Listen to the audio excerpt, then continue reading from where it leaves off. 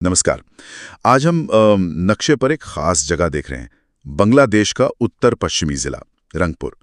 हमारे पास रंगपुर एक व्यापक क्षेत्रीय अवलोकन से कुछ जानकारी है और कोशिश रहेगी कि इस इलाके की मुख्य बातों को फटाफट समझ लें। जी हाँ, बिल्कुल। और रंगपुर, जैसा आपने कहा, सिर्फ एक जिला नहीं है, इसका इतिहास भी है, वो भी काफी पुराना, 1769 तक जाता है। और आज भी देखिए तो कृषि और संस्कृति का एक अहम केंद्र है ये। तो चलिए देखते हैं इसकी क्या खासियतें हैं। हाँ, तो सबसे पहले ये है कहाँ, इसकी लोकेशन और साइज क्या है।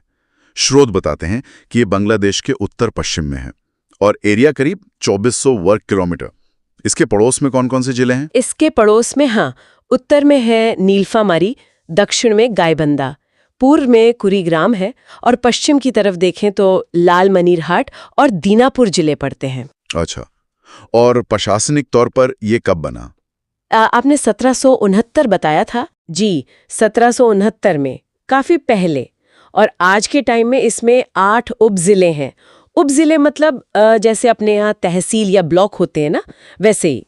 इनमें रंगपुर सदर है, पीरगंज है, मिठापुकुर, ये कुछ नाम है। 8 उपजिले। जी। और साथ में 3 नगर पालिकाएं हैं और 76 यूनियन परिषद भी हैं। ये सब मिलकर पूरा प्रशासनिक ढांचा बनाते हैं। समझ गया। तो ये तो हुआ ढांचा। अब इसमें रहने वाले लोग, उनकी आबादी, 2022 की जनगणना का जिक्र है इसमें? हाँ, 2022 की जनगणना के मुताबिक आबादी करीब 30 लाख के आसपास है। 30 लाख, ठीक है। और यहाँ का धार्मिक ताना बाना कैसा है? धार्मिक रूप से देखें तो लगभग 90% आबादी मुस्लिम है और करीब 9% हिंदू।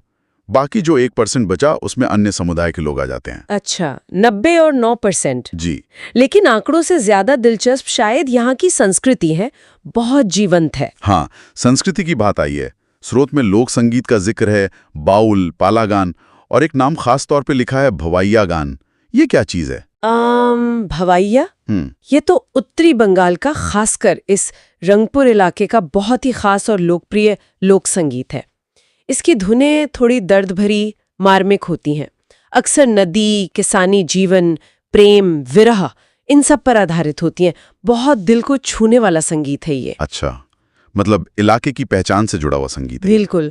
और संगीत के अलावा थिएटर भी काफी सक्रिय है यहाँ। रंगपुर नाट्य दल जैसे समूह है जो नाटक वगैरह करते रहते हैं। और शिक्षा की बात करें तो बेगम रोकेया विश्वविद्यालय एक बड़ा नाम है और एक ऐतिहासिक कॉलेज भी है, कारमाइकल कॉलेज, 1916 का बना हुआ, बहुत पुराना और शानदार। 1916 वाकई ऐतिहासिक है। तो ये तो हो गई संस्कृति और शिक्षा की बात। अब आते हैं पेट पर, अर्थव्यवस्था। स्रोत कह रहे हैं कि कृषि मुख्य आधार है। धान, गेहूं, पट यानी जूट है ना? जी, जूट और मक्का भी। लेकिन सबसे खास फसल शायद आलू है यहाँ की। आलू? आलू में क्या खास बात है? खास बात ये है कि रंगपुर सिर्फ आलू उगाता नहीं है, बल्कि ये पूरे बांग्लादेश में आलू उत्पादन में टॉप के इलाकों में से एक है, अग्रणी है। अरे वाह, ये तो बड़ी बात है। हाँ, और इसीलिए यहाँ आपको कई कोल्ड स्टोरेज मिलेंगे, आलू प्रोसेसिंग यूनिट्स भी हैं। तो ये सिर्फ कच्चा माल नहीं उगा रहे, बल्कि उसको प्रोसेस करके वैल्यू एडिशन भी कर रहे हैं। ये कृषि आधारित अर्थव्यवस्था का एक अच्छा मॉडल दिखाता है। ये तो बहुत दिलचस्प है। खेती सिर्फ पेट भरने के लिए नहीं, बल्कि एक इंडस्ट्री की तरह विकसित हो रही है वहाँ। अच्छा, जब इतनी सारी गतिविधि है तो जाहिर है कनेक्टिविटी अच्छी होनी चाहिए। देश के बाकी हिस्सों से जुड़ाव कैसा है? कनेक्टिविटी अच्छी है। रंगपुर देश के ज्यादातर जिलों से रेल और सड़क दोनों से जुड़ा हुआ है। राजधानी ढाका के लिए तो सीधी ट्रेन और बसें मिलती हैं, तो आना जाना, सामान लाना ले जाना, वो सब काफी ठीक है। बढ़िया। और मान लीजिए कोई घूमने जाना चाहे पर्यटक के तौर पर, तो क्या कुछ देखने लायक है रंगपुर में? हाँ, बिल्कुल है। अगर पुरानी इमारतों में रुचि है तो ताजहाट जमींदार बाड़ी जरूर देखें। वो अब म्यूजियम बन गया है, बहुत खूबसूरत है।